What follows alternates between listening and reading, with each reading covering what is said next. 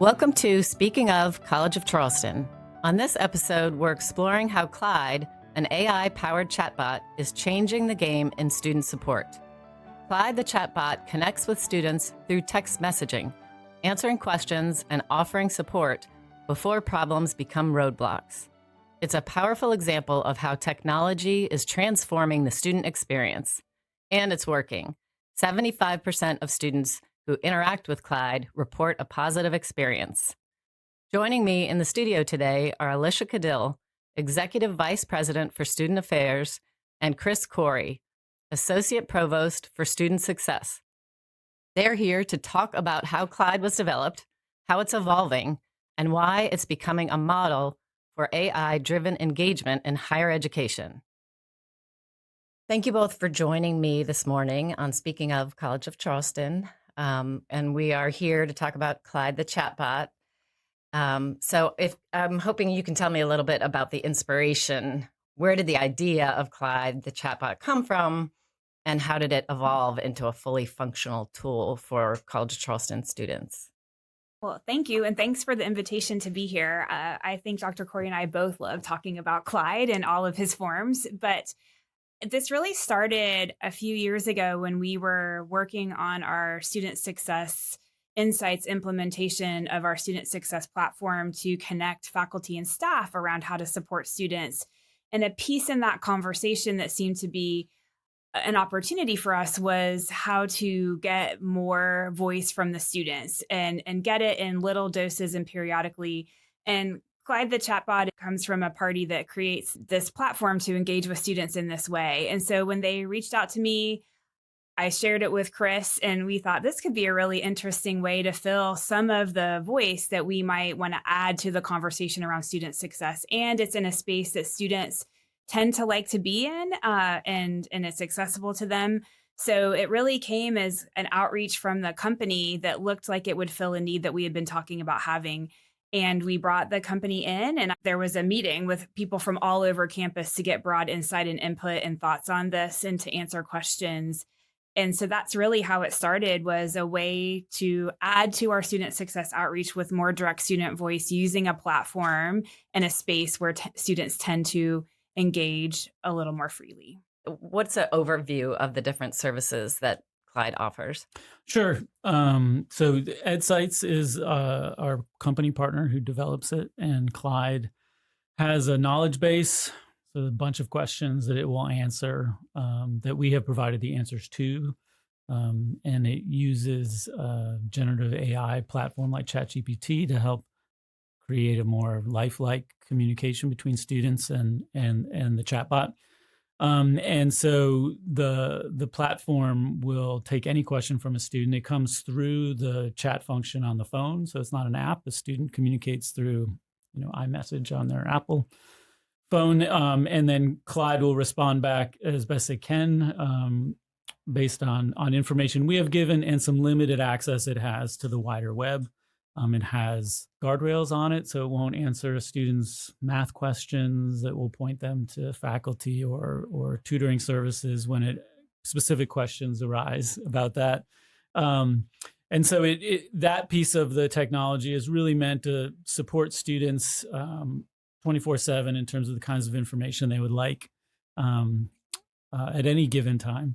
And then there's a second piece, which is basically a retention calendar that the company builds out in collaboration with us, in which Clyde reaches out to students and subsets of students every 10 days. And then it will ask very specific questions to students about, how are things going? Are you feeling homesick, for first-year students in the first few weeks of class? And students then can reply back to that, and depending on how they reply, and a further conversation will happen with the student, and then we collect that information on the back end and can reach out specifically to students based on some of the information they share. So there is a human behind Clyde. Okay. Her name is Alexis Carr in academic success and retention, and she helps coordinate outreach based on information that students may share with Clyde. So how much work was that coming up with those questions that go out every 10 days? They have partnered with a variety of educators to sort of build out what that calendar looks like. So Yeah. it's a standard calendar for their partners. And then we create custom outreach depending on things that we may be interested in on campus. So Alicia's team was interested in outreach to students who don't live on campus and what's their experience like. So we know who those students are and we reach out to them specifically to get some of that information. So we have a whole series of custom outreach that we do to specific populations. And I think one of the great things about this tool is the calendar that EdSites creates is based on data and information and national things happening at other campuses. So we're staying kind of on trend current with what's happening across the country. Then we have the ability to specialize it based on student populations or questions that we might have that we want answers to. And I think the great thing about it is we get the information in real time. So we don't find out in December that somebody's been homesick since August, you know, and that's affected them. So we can work to get to students as much as we can in the point where they might be feeling that experience that we know could affect them further out in the semester. Right. And I would think that students might be more apt to answer a question where it feels private, I would think, with a chatbot instead of, if they are feeling homesick, then instead of going to an office and talking to somebody, which is a little bit more vulnerable, maybe. Have you found like that that students are engaging with it more than they would have if it were in person? I think that's an area we can continue to work on, which is why I think one of the reasons we're glad to be having this conversation with you is Clyde will send back campus resources that relate to that. So I think we do know that students are getting access to resources that they maybe didn't remember or didn't know were here to work with whatever the challenges they're facing.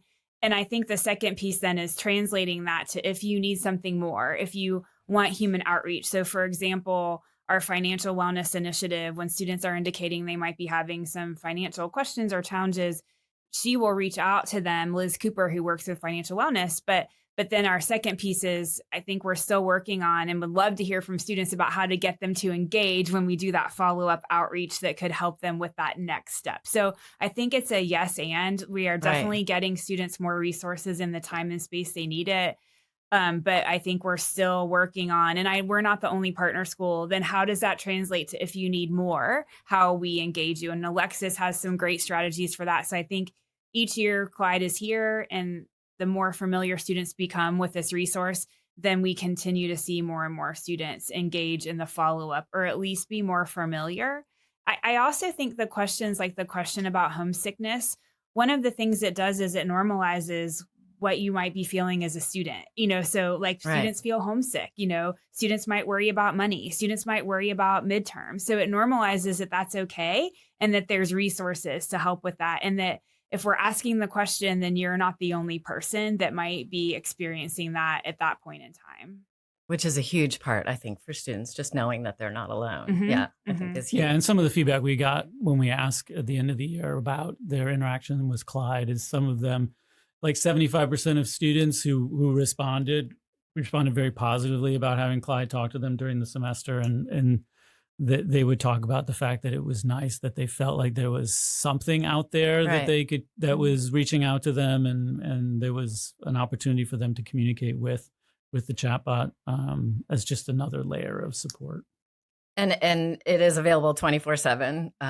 So are you tracking it all? Like, do you see that it's used in these off hours, like at 11 o'clock at night? Or so we cannot see. Well, you can see in the raw data like when the communication is happening, and then you can also track through each day. There's a dashboard that allows you to see when the biggest moments are in terms of popular things. And we've done fun things with students to keep them engaged with Clyde. Like there's a set of like emoji outreach things about, what is this movie based on these emojis? So those tend to like return people back to Clyde, be like, oh, this is super cool. And then, there's other things that we can do with Clyde, but some of that fun stuff keeps students engaged. Which, by the way, I still don't know what movie it was. So Clyde engages over the summer, which has been helpful this summer because we've identified some students that aren't maybe in Charleston, but need some outreach or resource for the fall.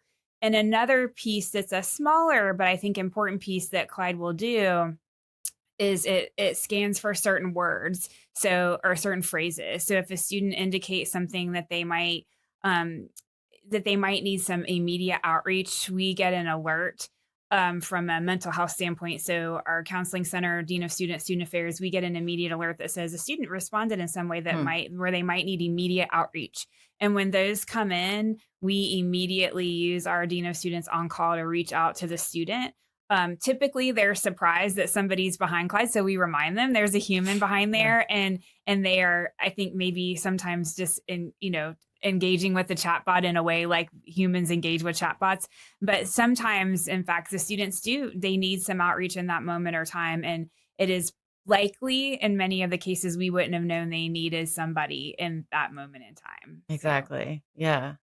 And apologies to listeners that there's construction going on outside and it doesn't sound like it's letting up. So we're just going to keep talking and work through it and hopefully. College of Charleston in the summer. Right. It's the sounds of summer. A lot of work happening on campus. Use AI to remove the sound. Exactly. Yeah, maybe so. Yes. So can you talk about some of the most common questions Clyde receives? So we can't see the stream of questions that come in, but they do provide a sort of frequency chart of these are the topics that your students are texting in about. It tends to be about academic support, or like when's the advising place open. It will be about food and things at Liberty, like what's available in the dining halls. I think there's common things around parking and other sorts of things. So bad weather. Yes. Or yes, like when there's going to be bad weather. Do we have Clyde set out? Do we have to go to school? Yeah. Right. Yeah. Exactly. Initially, I say like Clyde wasn't designed to be in a hurricane zone. So in the first semester, he wasn't responding correctly to students who were had questions about, are we going to have to evacuate? What about bad weather? Because Clyde didn't know hadn't been trained on information about emergency response. That's interesting.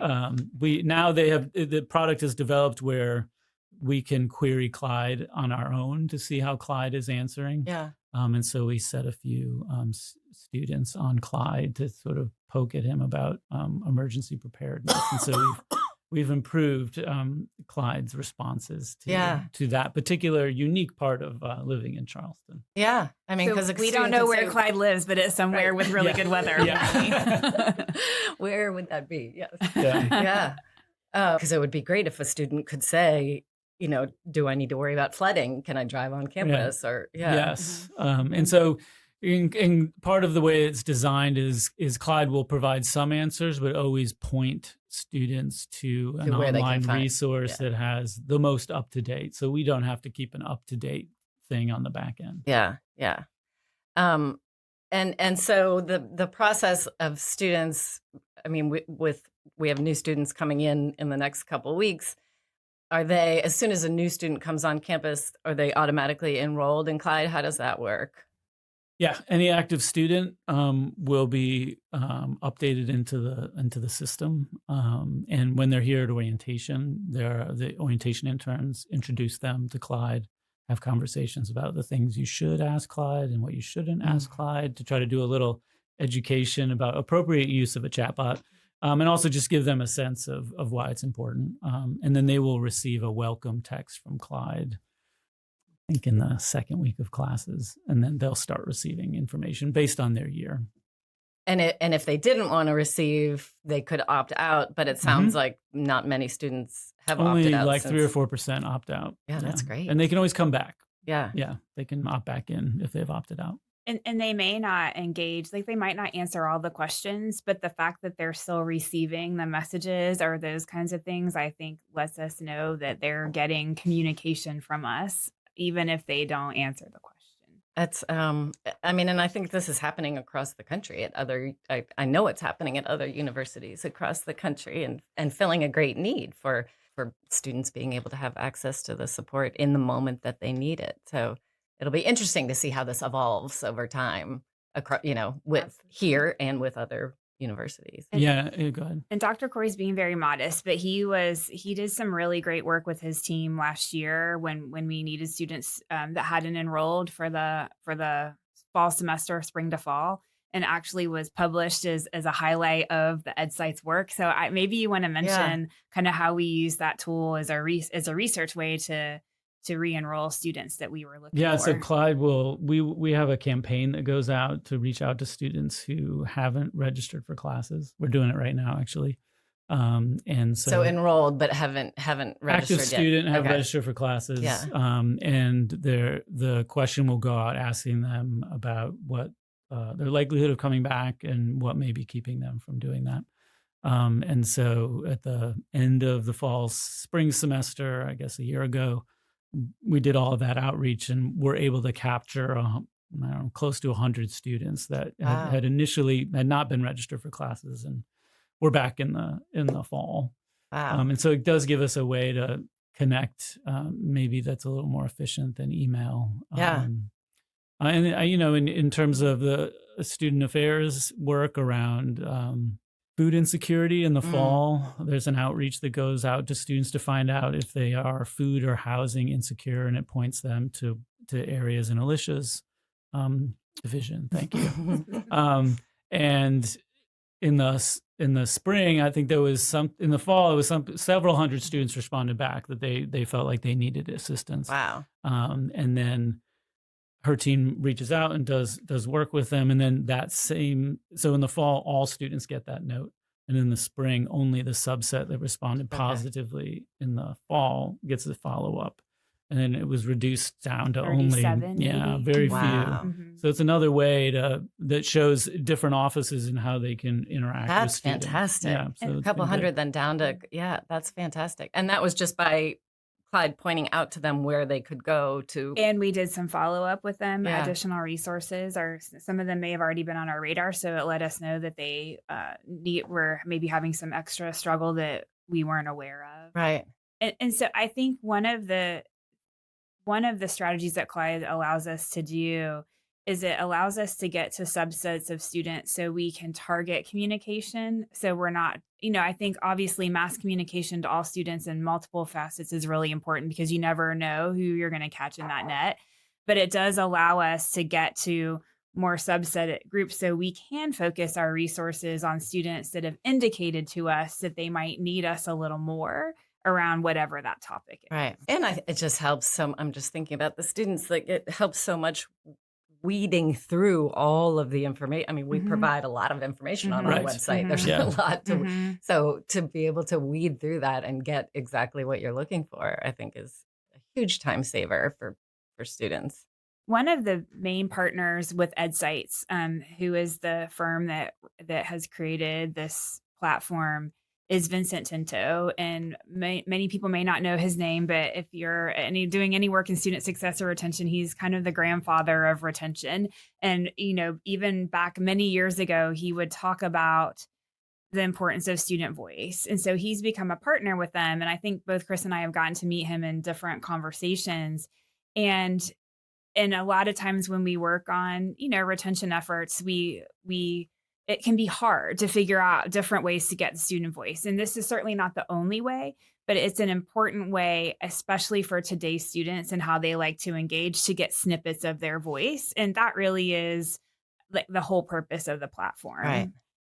Right. Like you were saying at the beginning, to reach students where they are. And it's more than just the chatbot. I think it could be that we could build a chatbot on our own that would just answer questions, but it's really that underlying framework that allows us to reach out and then have them engage with the chatbot in very specific ways about specific questions that sort of enhances how Clyde works. Yeah.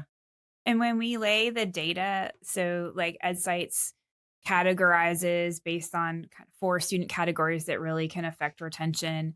When we can compare that data to what we see in student success insights and to what we're seeing actually happening in the classroom or in the residence halls, then we get a much more robust picture of what's happening with students and how to think about and strategies, interventions, new programs, new ways to engage them, things that we might want to stop doing because they're not having the effect that we want them to do. And I think that's probably a next phase for us as a college, is to kind of look at where do we all have all this information, and how do we look at it comprehensively to decide where we're having most benefit to students. And then if there's areas we're not, can we redirect some of that human or other resource to areas where we might have more benefit? Yeah, that was kind of good segue. Sorry. That was Sorry. going to be the next question was, what are the future enhancements? I mean, because Clyde, we've had Clyde for over a year? So this is our third year. Oh, God. Thank Yes, you. Yeah. Clyde's third year. Yeah. So are there things that are going to be different this year, moving ahead? Does it feel like it's at a pretty good place right now where it is? I think at this point, they have done some technical enhancements to its capability to have natural conversations, which has been good. And then on our end, I think we are just evolving how we outreach to students or what populations we're doing. And then we have a new data analyst in our area, and certainly we'll start to use the raw data that comes out to compare it, as Alicia said, to other pieces of data we have about students to get a bigger picture. And assuming, this just occurred to me, Clyde can speak different languages, I would think, with international students. Do we know? That's a good question. That's a good question. I don't know the answer to that. Well, I think it's been a success so far, and that's what we all want to be able to do is connect with students and figure out the best way to communicate with them and get them the information that they need. And sometimes that feels really, really challenging. And so it seems like this is a great solution, and it's working really well to get students the support that they need. Yeah, it's been great. Well, thank you both so much for coming on and talking about Clyde the chatbot, and hopefully that gives students more information if they didn't already have it. And I appreciate your time. Yeah, thanks for having us. Thank you. Thank you for listening to this episode of Speaking of College of Charleston with today's guests, Alicia Caudill and Chris Korey. If you liked this episode, please help us reach more listeners by sharing it with a friend or leaving a review. For show notes and more episodes, visit the College of Charleston's official news site, The College Today, at today.charleston.edu. You can find episodes on all major podcast platforms. This episode was produced by Amy Stockwell with recording and sound engineering by Jesse Kunz from the Division of Information Technology.